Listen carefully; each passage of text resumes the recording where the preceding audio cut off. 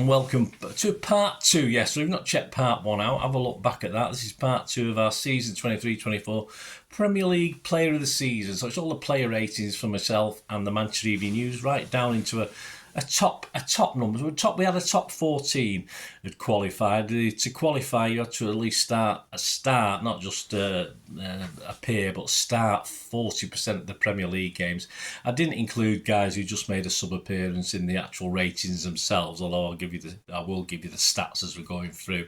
So there was, which obviously is 15, so 38, 40%, around about 15 games. So that's how many you had to start to make the cut to make this thing. So we've had some surprises already. We've had some honourable mentions of guys who didn't quite make the cut.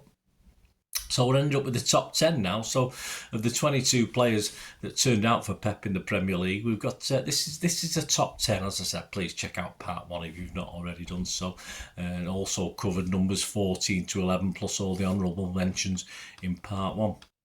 So on to the top 10, and at number 10 and number 11 in the Manchester Evening News, so I thought it was better than they did. Akanji, yes, Manuel Akanji, a big surprise. He's one of Pep's go-tos, of course. He started 28 games, 2 as substitute, came on as substitute, 6.55 out of 10, 6.54 for the Evening News, so not a lot of difference. Despite being a defender, he did manage a couple of goals. I think he'll be happy with that.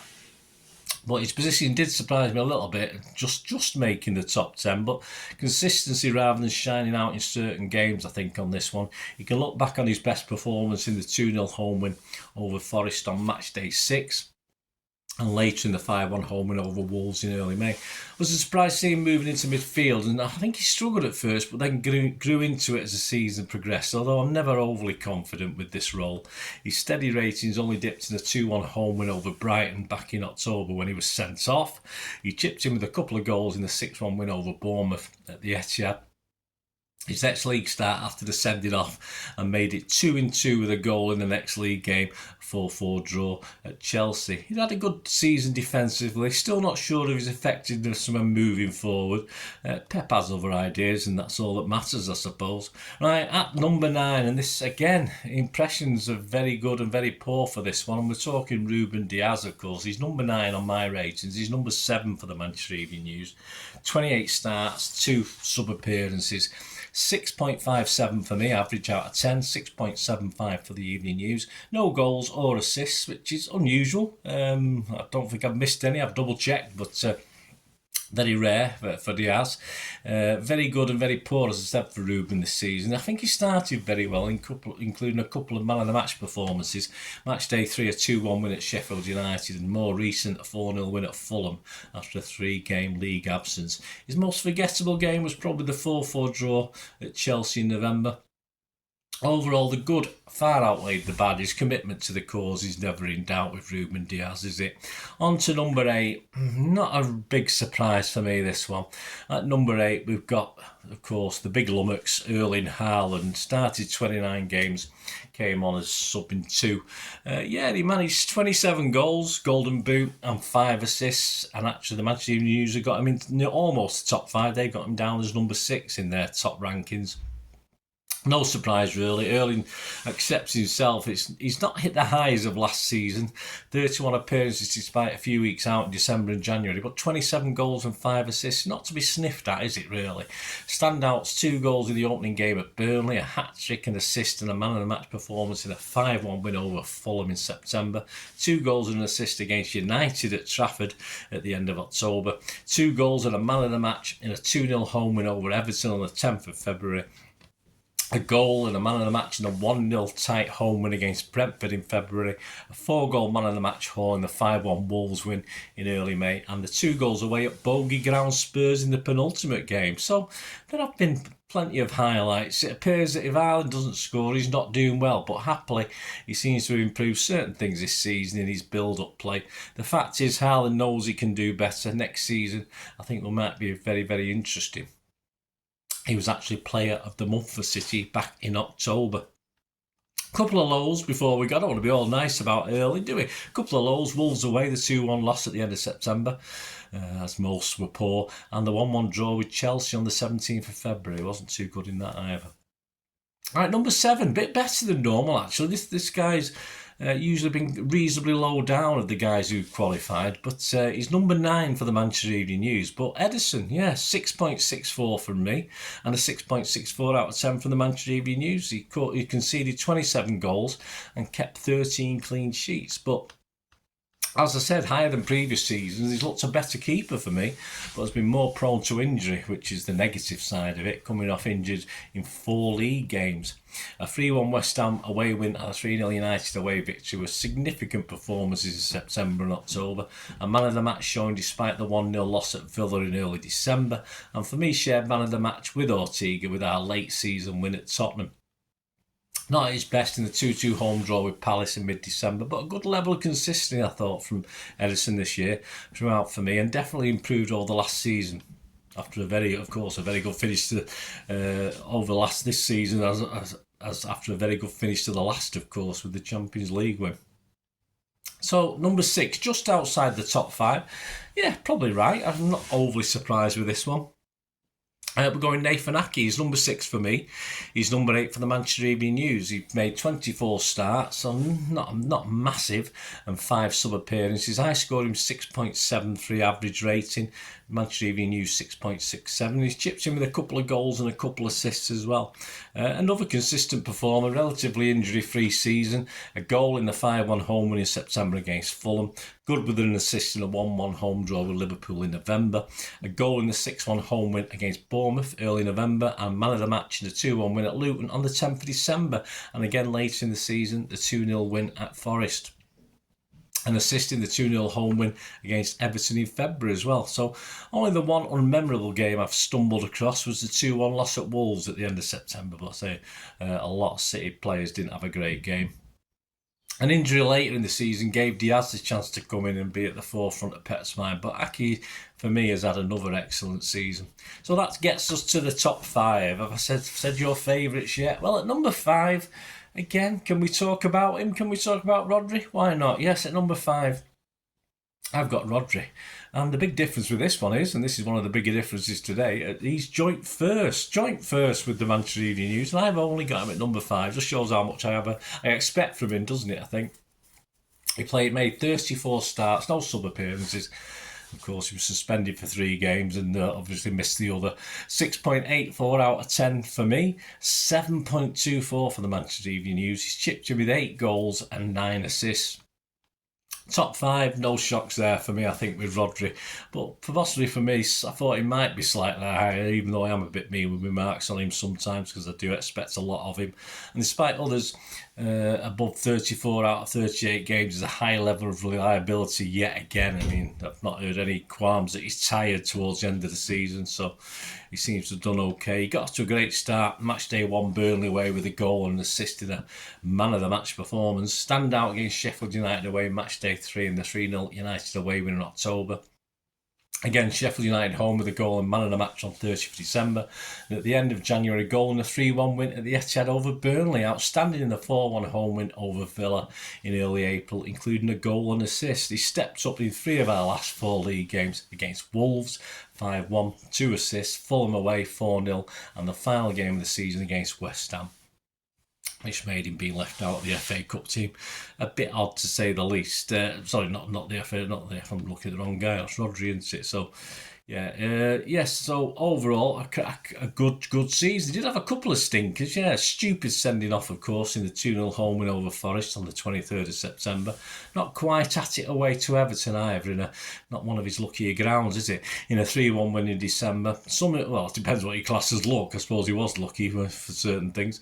Some early season lack of discipline, but eventually seemed to sort himself out and calm down.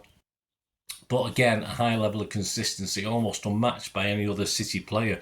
If Rodri plays, we don't lose. Long may it continue. Well, unless you get to that's what I meant to say. Unless you get to an FA Cup final, that is.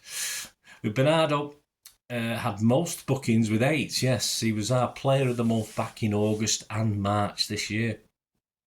At number 4, and yeah, deservedly so, Doku. 18 starts, 11 sub-appearances, 6.86 from me, slightly lower for the Manchester Evening News, 6.78. He rated 5th in their rankings. 3 goals and 9 assists. totally acceptable. That hopefully will be improved upon next season.